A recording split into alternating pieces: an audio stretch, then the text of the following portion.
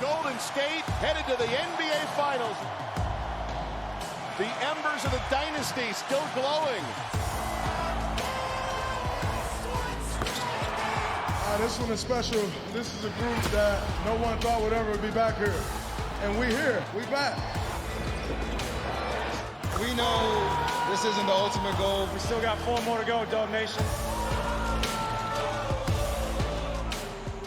Ryan Windhorst, who is so objective and such an excellent reporter that even Patrick Beverly says, I don't like a lot of guys, I like Windy. Windy, Steph Curry won the inaugural Magic Johnson Award as Western Conference Finals MVP. He has never won Finals MVP. What would it mean for him to finally win that thing? Well, I think he would tell you that it's not a priority for him, that he would just like to have a 4th ring. But it has held him back a little bit in the way people view him from a historic context. And Steph is at the point in his career where historic context is about what he's doing day in and day out, okay? So if you look at him, if they're able to win and he wins MVP, you're talking about 4 rings, 2 regular season MVPs, and a finals MVP. We're talking about a handful of people in the history of the game. You're talking about LeBron, Jordan, Russell, Chamberlain, those types of guys that he would be joining. And so I think not only to put himself on that pedestal, to be in discussion for one of the greatest of all time. I think he also wants to push that narrative back that he hasn't been able to play at his highest level in the finals. Pat, and none of the guys that Windy mentioned were 6'3". Yeah. Usually the greatest players are all centers, and then there's MJ and LeBron and Magic and Bird, right? Like, what would it mean for Steph Curry to have that feather in his cap, a 4th title and Finals MVP? First off, he's not 6'3". He's probably pushing a hard 6'2" with the Under Armours on for sure. But for Steph Curry, I mean, I've been knowing Steph, since we were 19 years old. And he's been working on these games and shooting all these type of shots. So, like, from an individual standpoint, of course he wants to, it's a human nature of wanting the credit. He's absolutely changed the game of basketball. These people are talking about putting in another 3-point line because of this guy. Yeah. But from a legacy standpoint, I think that he's locked in. I think that, he's going to let the dominoes fall where they fall. But at the same time, you like your flowers when they gave them to you. Now, Windy, here's another thing. The significance of Golden State getting back here, post-KD, post-Clay injuries. Windy, it has occurred to me that 2015, no Kyrie, no Kevin Love. The Cavs they were better, but they were missing 2 guys. 2016, the Cavs beat them. 17, they got KD. 18, they had KD. Of course you're not going to beat them. The Warriors in this entire era have not, at least to my lights, shown me at the end of the year, without KD, that's the best team. What would it mean if they were to do that now? I don't know. I'll bet Andrew Iguodala and Draymond Green would have something to say to you for phrasing it that way, Max, because they were still pretty good in some of those years. But I will say this.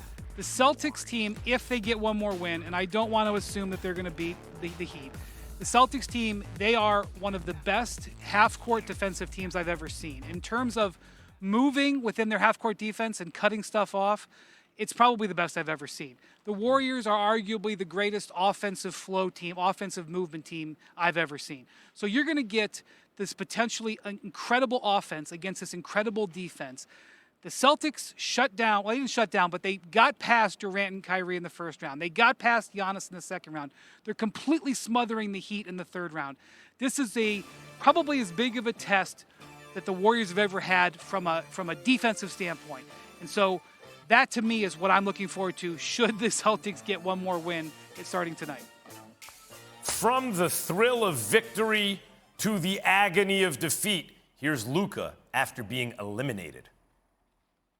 I don't like losing, especially not like this. I play like terrible. I'm really proud of this team, man. Nobody had us here, but I promise we fought till end. I think you can see championship team the Warriors are, and we gotta learn how to be that.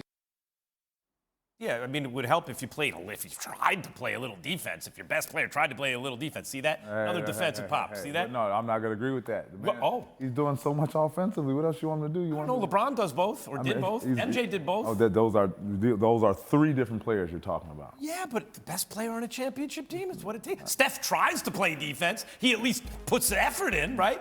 Windy, what do the Mavs have to do to put the right pieces around Luka? This is a tough one because the Mavericks have the 26th highest payroll, or the 4th lowest payroll in the NBA this year. They did this really without spending a lot of money. That's good news. The bad news is that it's going to cost them a heck of a lot more for this exact same team next year. Okay, so you're going to have Luka getting this is not a typo, he's getting a $27 million raise next season. Dorian Finney-Smith, excellent role player, but he is tripling his salary next season. And Jalen Brunson, he hasn't signed yet, but he's making $1.8 million, and it is would not be unusual if he got more than $20 million, 10 times his salary this year. So the problem you have if you're the Mavericks, even if you keep Jalen Brunson, is you're going to have a team that is now very expensive that is the same roster. So how do you improve that roster when you've already spent the money? That is what Nico Harrison and Mark Cuban are going to work on throughout the summer. Now, I can sit here and throw out some names. I can say that DeAndre Ayton would be terrific, and he's a free agent, and maybe they could swing something. I could say they could call Utah and try to make an offer for Rudy Gobert. But I am just saying that to cover my bases. They are going to have a functionally challenging process to try to get, especially a big man, onto this team. So good news for the Mavericks. They did overachieve. Luka looks great. Great future. Definitely buying their stock. Bad news, getting to the next level, getting to where the Warriors are right now, that's going to be really hard on their front office. So I want to wait and watch. No knock against the Mavs front office, but Bob Myers, like Golden State is special, and even they kind of lucked up because Steph was so hurt early in his career that he had a very team-friendly deal, and that helped them put pieces around. With what Windy just said, Pat, do they have enough internally to build this into a championship team, or are they going to have to make moves? I wouldn't say championship, but they can compete. In order to be a championship team, you have to go spend money. They have the perfect owner for it. You got to open up that bag. But if you're up against the salary cap, what can you do? You got to spend more money. That's just how it goes. Golden State. No, I mean, like there are rules. Like you can grandfather in. If you have Klay Thompson, you can give him a max contract and bust through the cap. It's a soft cap. But if you're already at the cap, you can't bring in a free agent, right? Like you go through trade. I mean, I'm not really educated, so I don't want to be ignorant on TV and just saying anything. But the teams who pay the money, who pay players, are usually the most successful teams. Windy, are there ways that can the Mavs manipulate the system in a way to bring in external talent? Is Brunson a potential trade chit, or does he figure for sure into the future? Well, let's look at what the Boston Celtics did. Okay, so a year ago they had a good team. Not a great team, they had a good team. They were able to use very shrewd trades. They went out and got Al Horford, who makes a max salary, but they were able to flip Kemba Walker in a first-round pick. Then at midseason, they flipped a first-round pick and a future pick swap to get Derek White.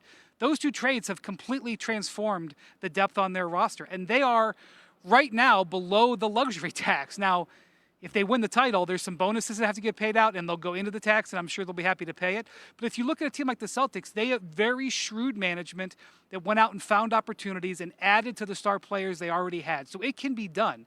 When you compare it to the Warriors, and Bev was talking about this morning on Get Up, Bev praised the Warriors' ownership. The Warriors owners went out and sold a piece of the team, and they sold a piece of the arena. They raised like $500 million to try to pay for this team. And that is how, like you look at Andrew Wiggins and they say, wow, Andrew Wiggins, what a great player to have. Most nights he's their 4th best player. Maybe some nights he's their 5th best player. He makes $33 million. Okay, so the difference between a team like the Warriors that can have, like literally, the Warriors spending like $50 million or so more this year than the Mavericks, not even including in the tax. So the fact that they are even on the same court and competitive is a statement on Luka and where Dallas is, but it's also a reality that it is not always an equal playing field. And I'll also point something else out. I know Mark Cuban is going to pay going forward, but the idea that Mark Cuban spends endlessly, that's an antiquated idea. They have not been in the tax in 10 years. So this is going to be Cuban changing gears from where he's been if they do start spending more. makes you realize, like the Buss family, Dr. Buss and now Jeannie, when they pay that luxury